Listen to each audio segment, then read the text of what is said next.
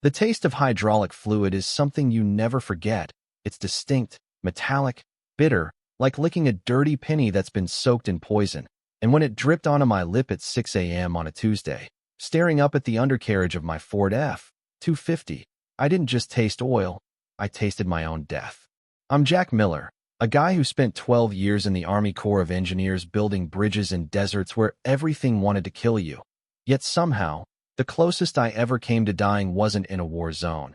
It was in a suburb called Oak Creek Preserves just outside of Atlanta, Georgia, all because I parked my truck in my own driveway. I wiped the fluid from my eyes, tracing the brake line with a trembling finger, expecting to find rust or wear, but instead feeling the clean, jagged edge of a cut made by reinforced steel cutters, and in that freezing morning silence, the realization hit me like a sledgehammer to the chest. My neighbor wasn't just trying to find me, she was trying to murder me.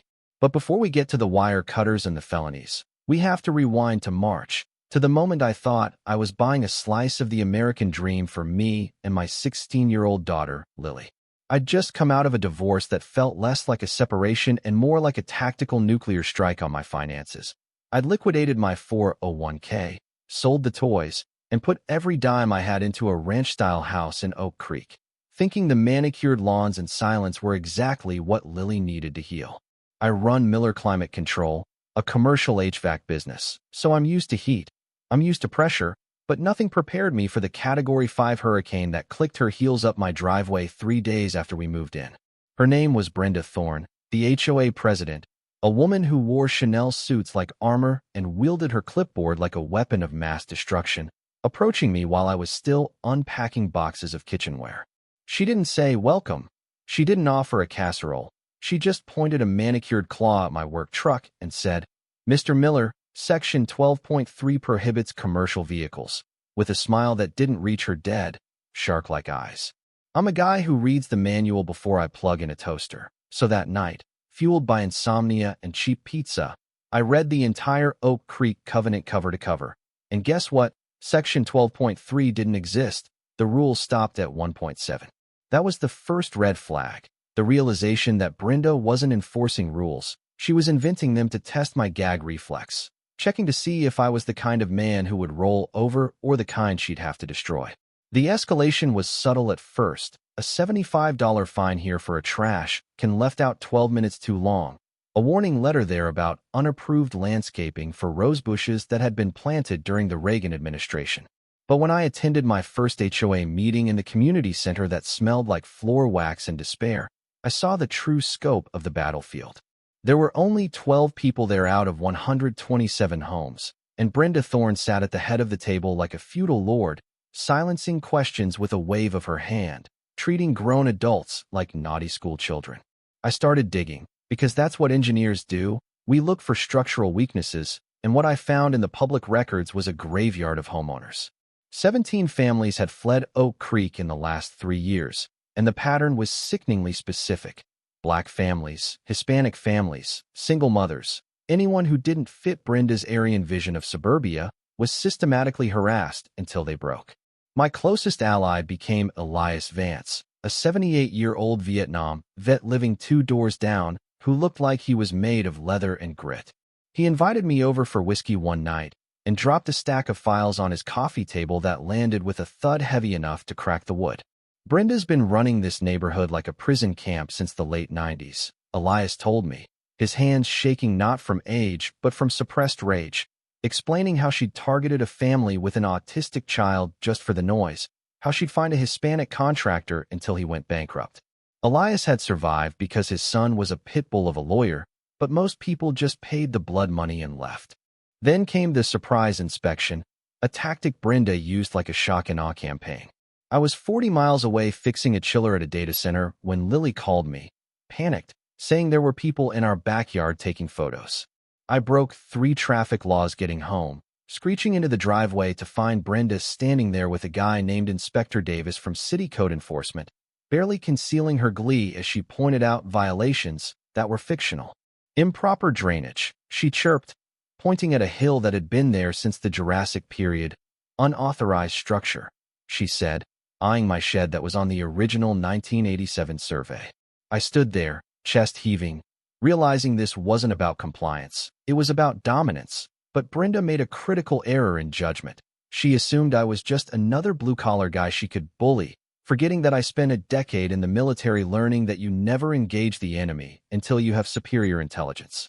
I installed 4K cameras with audio recording and night vision, turning my property into a surveillance fortress, and then I invoked my right as a homeowner to audit the HOA financials.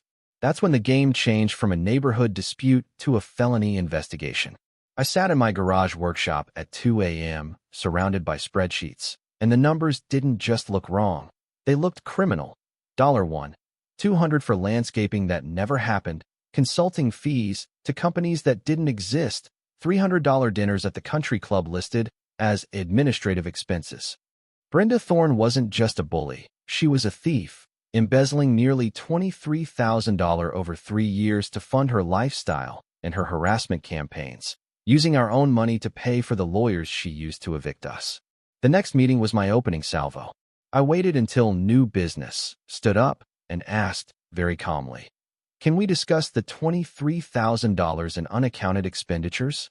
The silence in that room was absolute, the kind of silence that happens right before a bomb goes off. Brenda's face cycled through 3 distinct shades of purple before settling on a pale, dangerous white. She told me if I didn't like the management, I should move, but I just smiled and said, "I'm not moving, Brenda, but you might want to call a criminal defense attorney." That was the moment the Cold War turned hot. She knew I knew. And a narcissist with a secret is like a trapped rat. They don't surrender, they attack with everything they have. Brenda went nuclear. She started fabricating evidence, literal Photoshop jobs showing my trash cans blocking the street or my grass being too long, photos that had metadata proving they were edited. But then she crossed the line from annoying to life-destroying. She used her network to find my client list, which is terrifyingly easy to do if you know how to pull permits, and started calling my biggest contracts.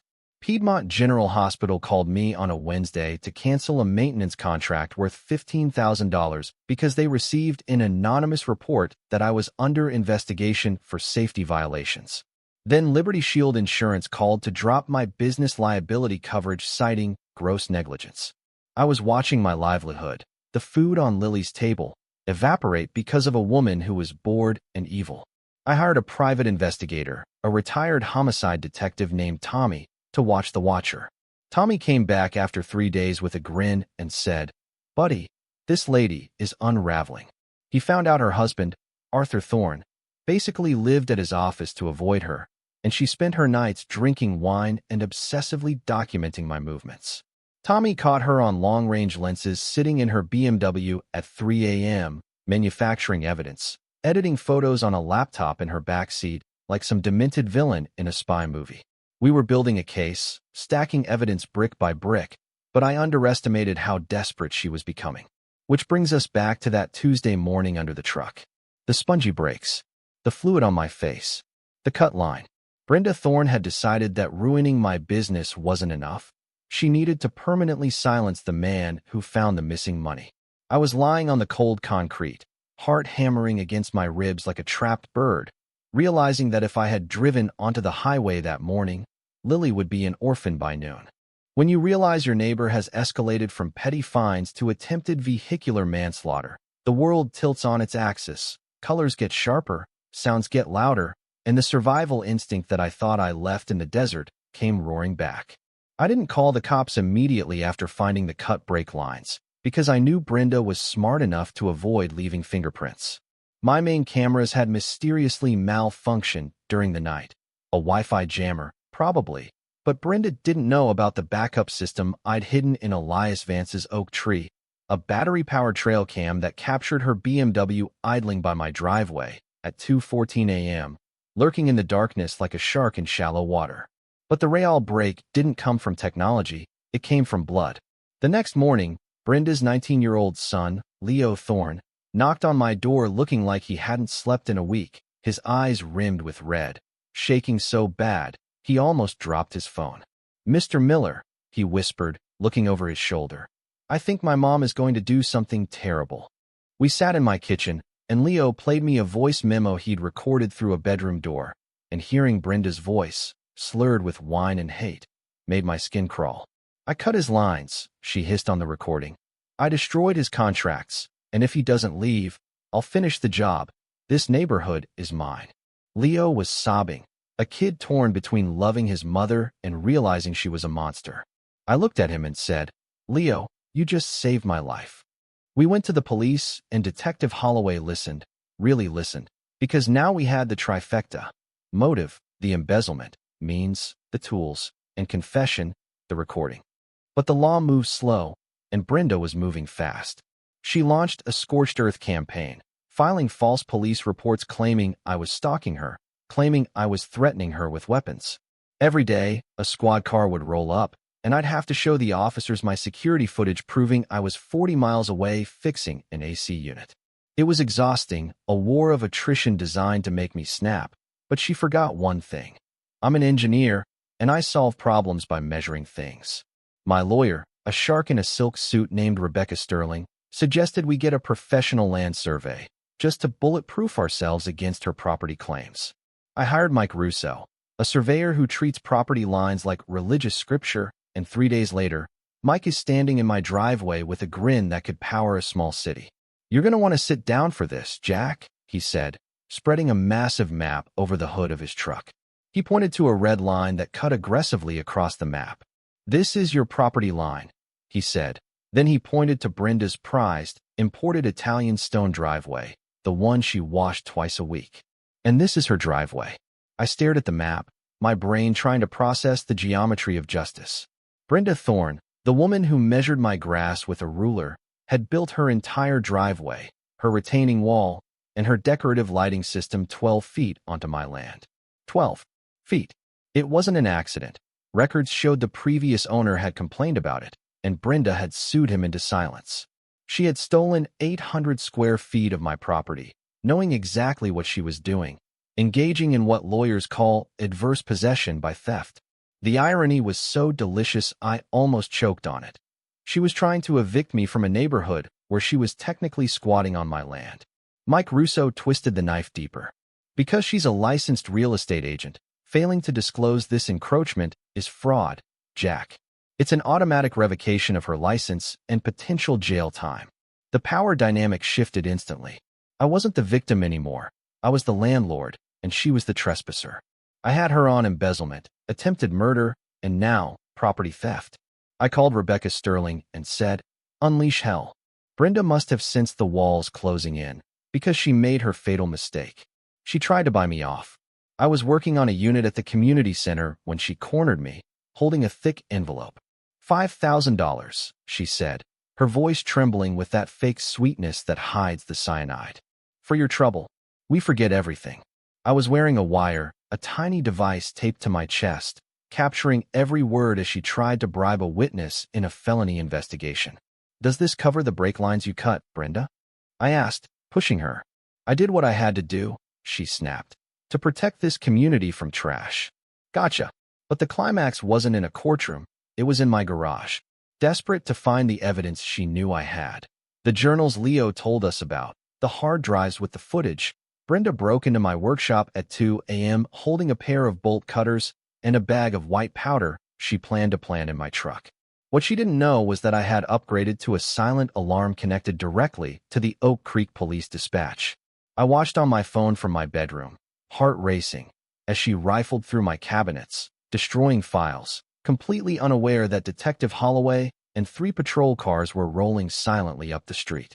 The video is crystal clear, 4K resolution of her face illuminated by a flashlight, looking manic, sweaty, unhinged. Then the lights flood the garage. Police. Drop the cutters. The look on Brenda Thorne's face wasn't regret. It was pure, unadulterated shock that the universe dared to hold her accountable. They cuffed her right there next to my tool bench, face pressed against the concrete floor stained with the oil she tried to kill me with. As they dragged her out, screaming about how she knew the mayor, I stood on my porch, coffee in hand, watching the red and blue lights paint the neighborhood, and for the first time in months, I didn't feel like a target. I felt like a winner. Seeing a tyrant in an orange jumpsuit is a jarring image, like seeing a lion in a petting zoo. It looks wrong, but you know it's the only safe place for it. The trial of Brenda Thorne was the hottest ticket in town. The courtroom was packed with neighbors, former victims who had driven hours just to see the witch burn, and news crews who loved the suburban mom-turned-assassin headline. Brenda sat there, stripped of her Chanel suits and her power, looking small and gray, while her public defender looked like he wanted to be literally anywhere else on earth. The prosecution was brutal. They played the tapes of her confessing to cutting the brakes. They showed the financial records of the $23,000 she stole to pay for her country club dinners. But the moment that broke her wasn't the evidence, it was her son. Leo Thorne took the stand, refusing to look at his mother, and testified with a quiet, heartbreaking bravery. He talked about her journals, her racism, her obsession with purifying the neighborhood. When the defense attorney asked if he loved his mother, Leo paused for a long time before saying, "I love who she used to be, but the woman sitting there tried to kill my neighbor." You could hear a pin drop. Brenda put her head on the table and sobbed, not for Leo, but for herself.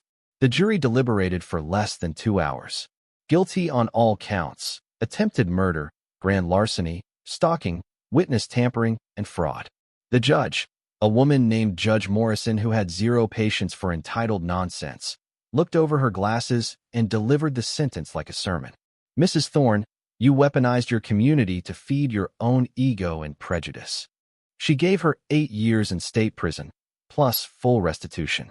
$180,000 to be paid back to the HOA and to me. But the sweetest justice wasn't the prison sentence, it was the auction. To pay the restitution, Brenda's house, her palace, her identity, was seized and sold. The new owners, a lovely young couple, hired me to rip out that illegal Italian stone driveway. I spent a Saturday with a jackhammer, shattering the symbol of her arrogance into dust, reclaiming my 12 feet of land. We put up a privacy fence right on the real property line, and every time the gate clicked shut, it sounded like closure. Oak Creek preserves changed overnight. It was like a spell had been broken. People started waving again. Kids played in the street. We elected a new HOA board, mostly the people Brenda had terrorized, and we rewrote the bylaws to ensure total transparency.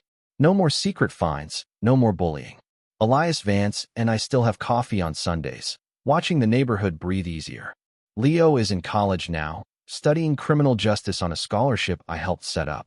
He's a good kid who broke a cycle of hate, and I'm proud of him. My business came back stronger than ever. Once the truth came out, Piedmont General and Liberty Shield not only reinstated my contracts, but apologized publicly. I doubled my fleet in a year because, turns out, people trust the guy who took down the local warlord. Lily learned a lesson you can't teach in school, that bullies only have power when you're afraid to document their crimes. So, here's the question I want you guys to fight about in the comments. I destroyed this woman's life. I sent her to prison. She lost her home. Her husband divorced her, and her son won't speak to her. Some people say I went too far, that I should have just moved away and let her have her little kingdom. But I believe that if you run from a bully, you're just letting them target the next person who can't fight back. Was it justice, or was it vengeance? And honestly, at this point, do I even care about the difference? Drop your worst neighbor horror stories below.